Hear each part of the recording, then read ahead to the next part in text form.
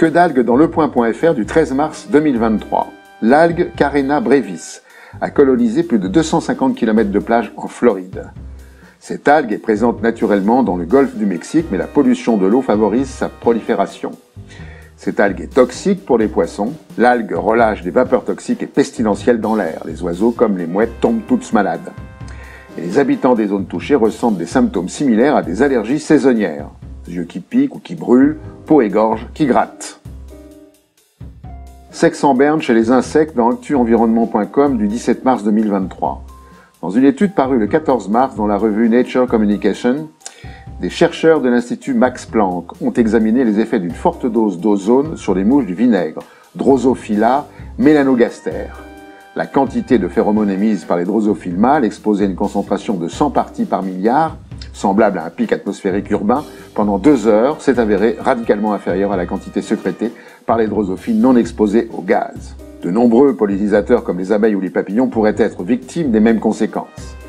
Les insectes et leurs phéromones sont le résultat d'une évolution de plusieurs millions d'années, tandis que la pollution de l'air s'est accrue considérablement en seulement quelques siècles, souligne Bill Hanson, le directeur du département de neuroéthologie évolutive à l'Institut Max Planck. Quand Freddy fait des siennes dans futurascience.com du 14 mars 2023. En 1994, un ouragan avait passé 31 jours à arpenter l'océan Pacifique, alors que l'ouragan Freddy a passé 37 jours à dévaster Madagascar et le Mozambique 2 fois, en parcourant plus de 11 000 km. Il est né le 6 février dernier et s'est éteint le 14 mars 2023. La puissance déployée par Freddy est équivalente à celle développée par une saison cyclonique complète.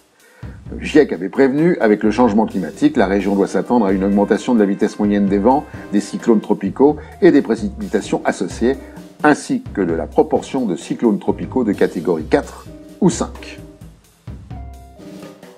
Des mygales vendues en ligne dans frmongabay.com du 16 mars 2023. 25% des nouvelles espèces de mygales décrites par les scientifiques depuis 2000 auraient déjà pénétré le marché international et sont vendues sur Internet. 1264 espèces d'arachnides, notamment les mygales, sont commercialisées à l'échelle mondiale.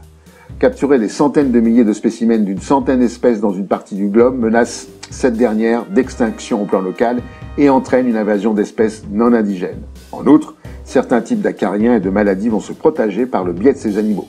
Ils possèdent une énorme capacité à transmettre maladies et agents pathogènes. Extraction de masse en Australie dans Libération.fr du 19 mars 2023. Le gouvernement de l'État de Nouvelle-Galles du Sud en Australie a rapporté que des millions de poissons sont morts dans la rivière Darling, près du village de Minidi. La surface des eaux n'est plus visible. Il s'agit de la 3e extinction de masse depuis 2018 dans la région. La mort de ces poissons est liée au faible niveau d'oxygène dans l'eau, hypoxie, due aux eaux de crue qui se retirent, et aux fortes chaleurs, plus de 41 degrés. Cette région a en effet été ravagée par les inondations et la sécheresse ces dernières années. L'odeur dégagée par les poissons en décomposition est insoutenable pour les habitants de Minindi. Et pour finir, la connerie de la semaine.